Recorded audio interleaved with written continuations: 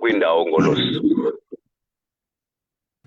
Alright, ke mphulaphula 18 imizuzu bethile phakhe insimbi ka-7 o'clock sikwisithili sikasitshonyane kumasipala ombaxa ke wasekhrisani kodwa ke silapha ke enokhamgijima local municipality shilo ke nathi ke izolo bethunana sisivile isankxwe kumakhasi onxibelelwano nalapho sithe sabona ke ii-videos ngakumbi ke sibona ke onogada nabasebenzi bengena kwiiofisi zikamasipala ombaxa wasekhrisani ukhumbule ke besincokole naye ke mhlekazi uMr Njokweni izolo sicacisela ke izicwangciso zemibhikisho ezakuqhubeka ke izolo ngenene bayile ke kumasipala ke ombaxa wasekhrisani sifuna ukuva ke namhlanje nanjengoko sisibonile ke mhlekazi wami isankxwe kumakhasi onxibelelwano ingaba imibhikisho yayizolo iqhube njani sanibona ningena kwiiofisi zikamasipala ombaxa wasekhrisani nivisisene nimiphi ukuzokuthi kangoku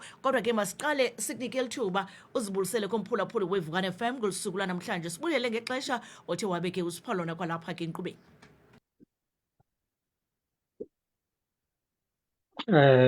Sawukazi mandilithathe lithuba ndibulise apho kunesiphudo ndibulise kubaphulaphuli bonke beVukani FM ngakumbi kwisithili salapha kutshonyane nakwingingqi ezisingqongileyo.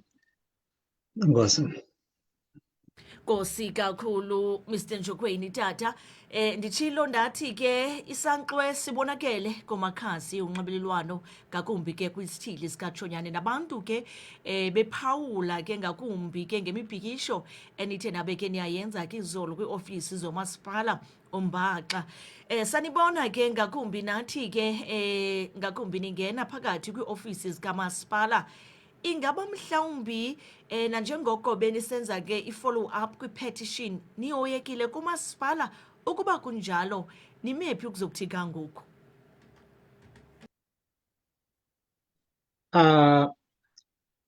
Mamtshezi into eyenzeka izolo sile njengoba besivelile nalapha kuni ngoku besilungiselela ezi zicwangciso sayofikelela kwiiofisi zikamasipala.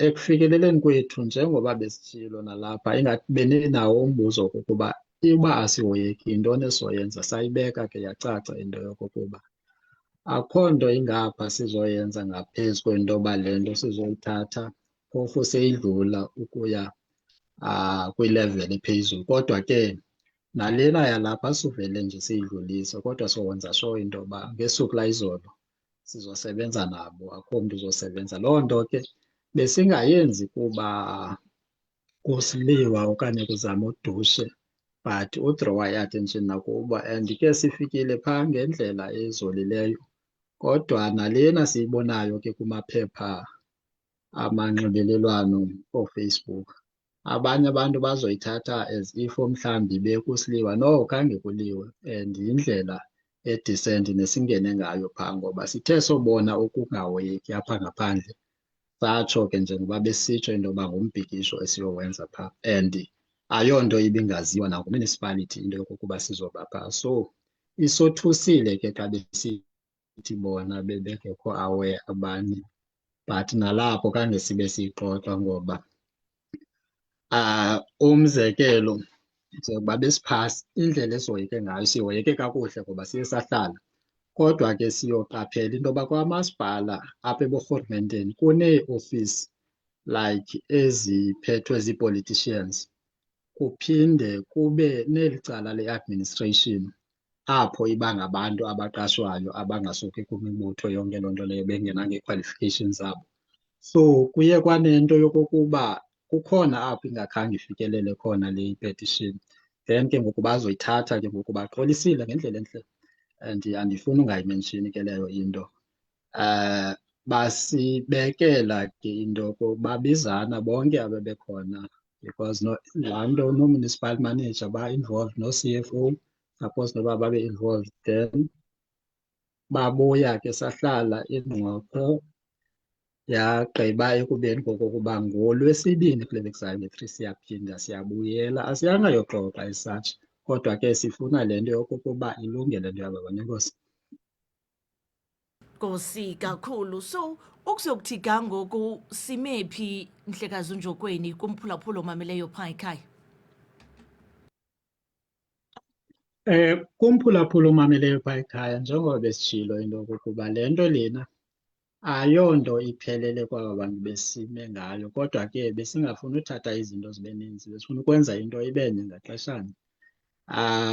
Ndizotsho ndithi okwangoku siyayiqukumbela lena into ngoba siza kanye kule nto besiyifuna, ngoba eyona nto besiyithetha ezi zinto ziqhelile ukwenzeka iminyaka, and nakwezi companies zinikezelwa ezi tenders sitshile into yoba silune-tender system, but ke if iyafeyila umasipala makajonge isolotya lokokuba aba bantu abaqashe ngokwabo, ngoba asizukwazi ukuyimela leyo yoba nyaka nanyaka funeka kubhekishe abantu. So kumphulaphuli omameleyo makayazi into yoba ngoLwesithathu siyela into yokokuba siyobeka into esisigxina, into yoba koo-security ukusukela mhlambi ngo-April ingaba urhurumente uyabathathela ngakuye, okanye ezi companies if uyaqhubekeka ngokuzinika into yokokuba zinikezele ezi services uzokwenza sure into yoba bayazimonitarita and kunezinto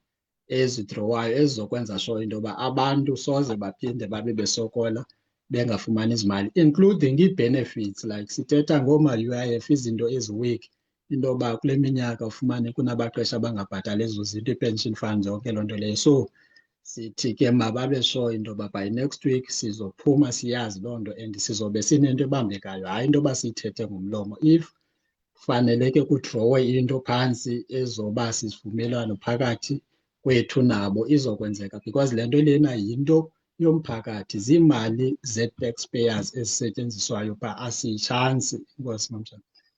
Nkosi kakhulu Mhlekazi. Lo Lwesithathu sithetha ngaye ngu-next week Wednesday, uqinisekisa nje ukuba ndikuve kakuhle? Okay, no, ngoLwesibini i-3rd, i-3 kaMatshi, i-3 kaMatshi ngoLwesibini next week. Right, Nkosi kakhulu Mhlekazi uNjokweni.